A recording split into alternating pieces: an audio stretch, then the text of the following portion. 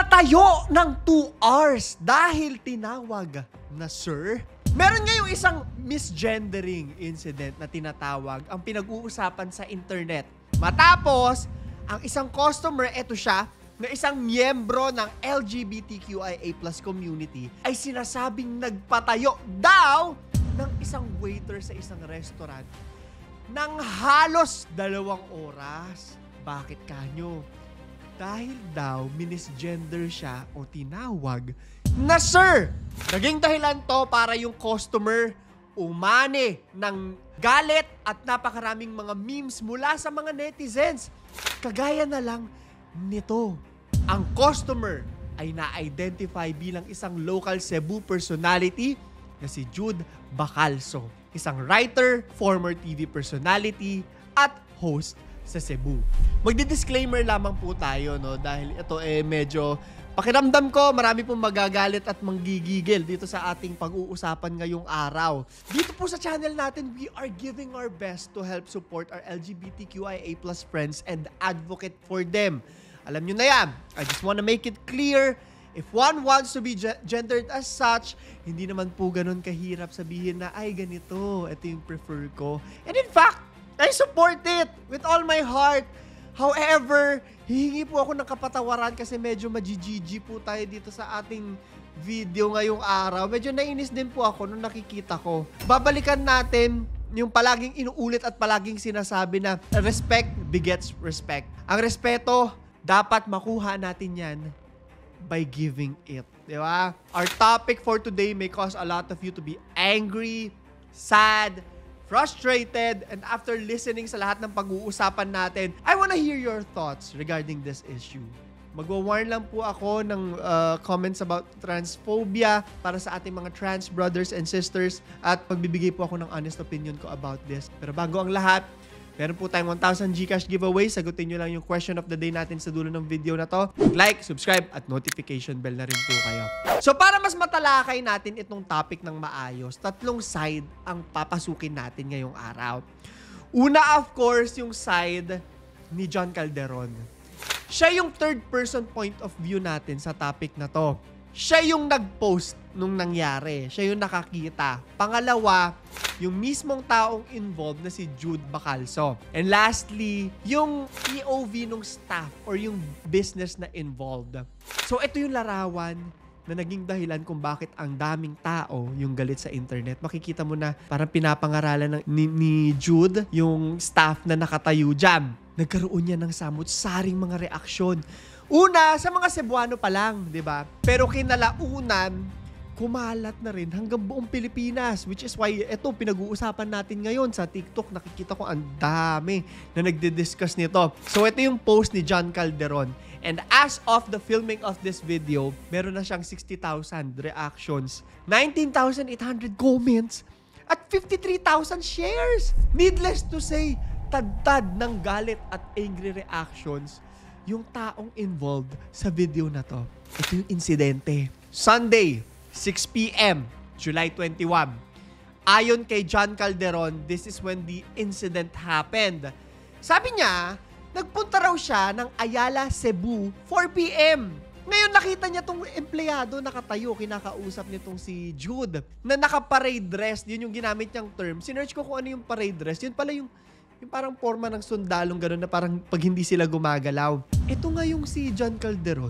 Nagulantang siya kasi from 4 p.m., 6 p.m. na nagtataka siya, hala bakit nakatayo pa rin?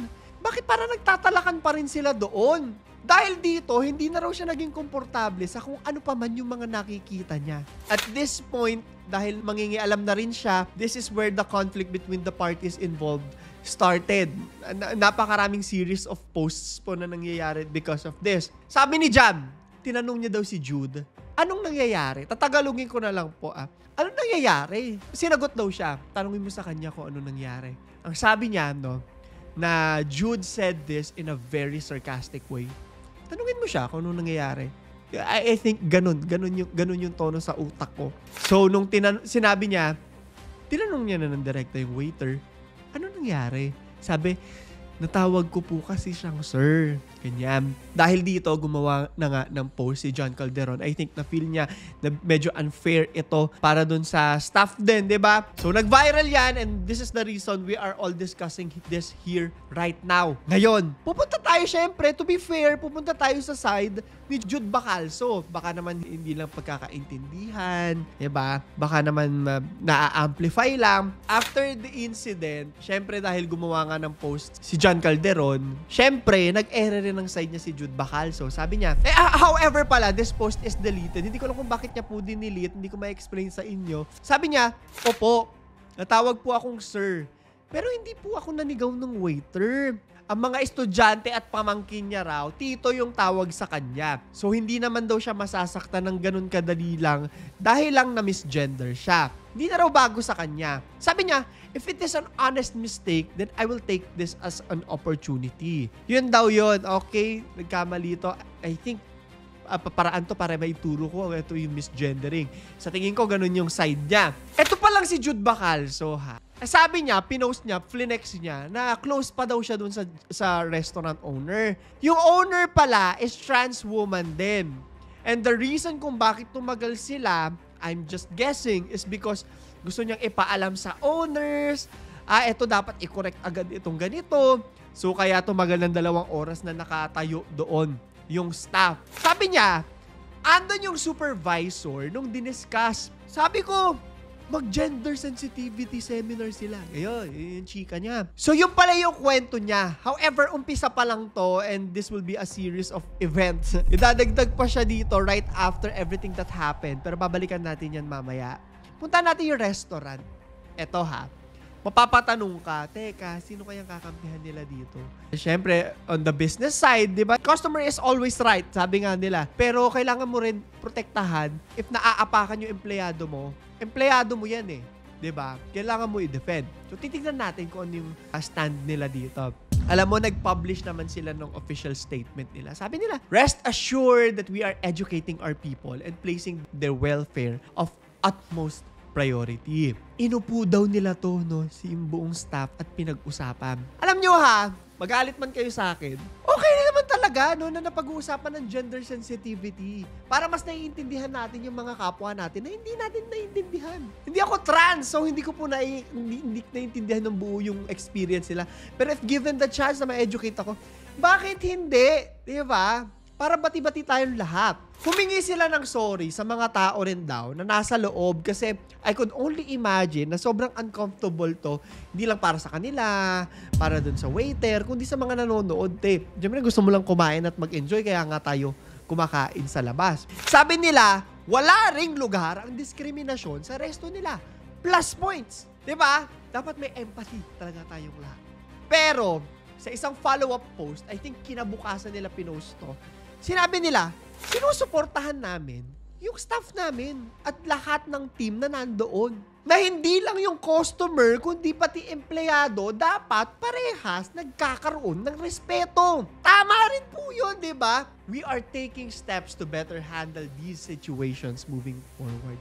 Sabi ko sa inyo, medyo sumobra din kasi si Jude Bacalso. Of course, this doesn't end there. Si Jude Bacalso, may hirit pa siya. Pero teka, ipopause muna natin to. Stop muna tayo. Magre-reaction lang din po ako. Alam nyo ha, naniniwala ako na para mas maintindihan natin yung mga taong hindi nakakaintindi sa atin, nag-a-apply din sa akin to, no? Pero para pakinggan tayo, kailangan natin magbigay ng kabaitan.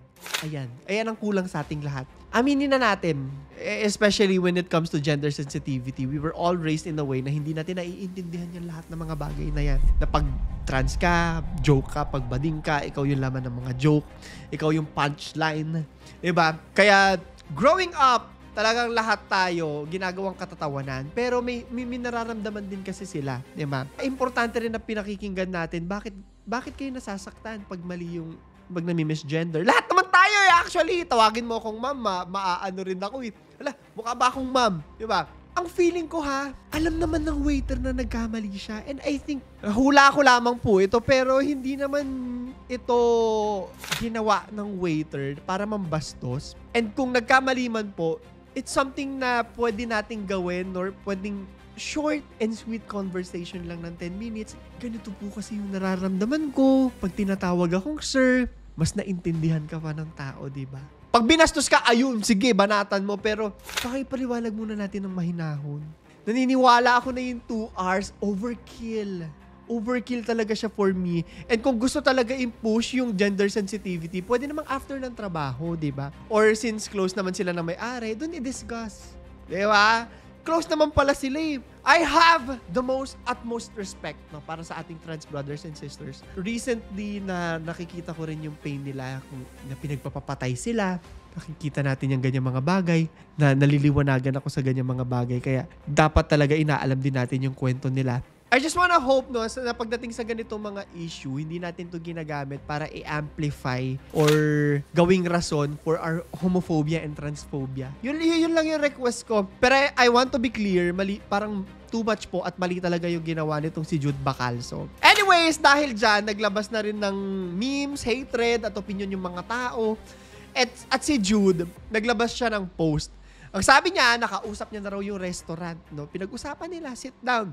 However, wala dun yung staff na nandun sa picture. Sana nagkausap din po sila. If may ganyan update, lagay nyo na lang din po sa ilalim. Dahil na rin daw sa passion niya dun sa advocacy niya, kaya ganun na lang din daw kung bakit niya ipaglaban yung nangyayari dyan. Mukhang sumobra daw siya, aminado naman siya, kaya humihingi siya ng apology. However, nakikita ko po yung posts, medyo naeekisan lang din po ako. Ayun lang naman, this could be done in a way na kung nag-apologize talaga is mag-apologize talaga. Hindi ang dami pang ebas.